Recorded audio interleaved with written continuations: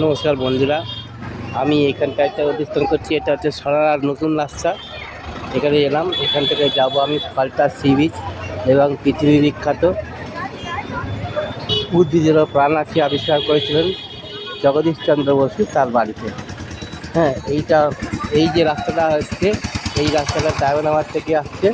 হ্যাঁ, আর এইদিকে সোজা চলে যাচ্ছে বিশালক্ষীতলা, আর এদিক থেকে আসছে আমতলা থেকে এইটা যাচ্ছে, এই রাস্তাটা যাচ্ছে ফালতা সি বিচ। এটা হলো চৌমাথার মোড়।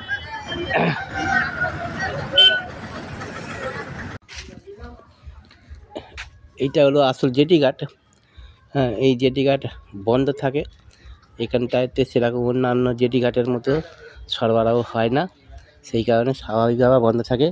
এই সাইড দিয়ে একটা রাস্তা আছে, দেখছি জেটি ঘাটে যাওয়া যায় কি না। এই যে এখান থেকে যাচ্ছে সাইড থেকে একটা রাস্তা, এই হলো আসল জেটি ঘাট। এই জেটি ঘাটের এখান থেকে যেতে হবে। দেখেন বন্ধুরা, এই হলো হুগলি নদী।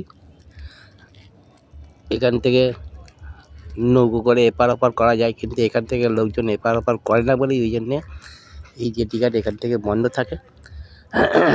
এখানে বেরোতে ঢোকা যায় না। আমি এইখানটা থেকে এসে যতদূর সম্ভব আপনাদের দেখাবার চেষ্টা করছি বন্ধুরা। ওই সেখানেতে গেছে, এই রেলিং টপকে ওইদিকে গেছে, গিয়ে একটুখানি বাচ্চা ছেলেরা আনন্দ করার চেষ্টা করছে। দেখেন বন্ধুরা, এরা সব এইভাবে গেছে, গিয়ে রেলিং টপকে ওপারে গেছে, গিয়ে এরা সব বাচ্চা ছেলে একটুখানি বেড়াবার জন্য এসছে, কিন্তু গেট বন্ধর ফলে রেলিং টপকে এইভাবে গেছে। কীভাবে কষ্ট করে নামছে উঠছে।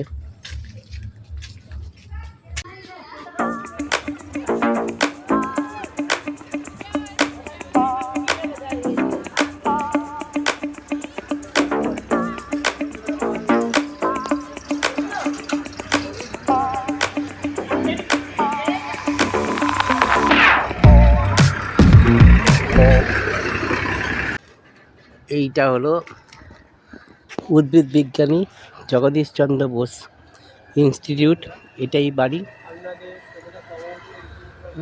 একটু দেখে নেন, গেট বন্ধ, সবাইকে প্রবেশ করতে দেয় না, বিনা অনুমতিতে প্রবেশ নিষেধ লেখা আছে, যখন তখন প্রবেশ করা যায় না এখানেতে।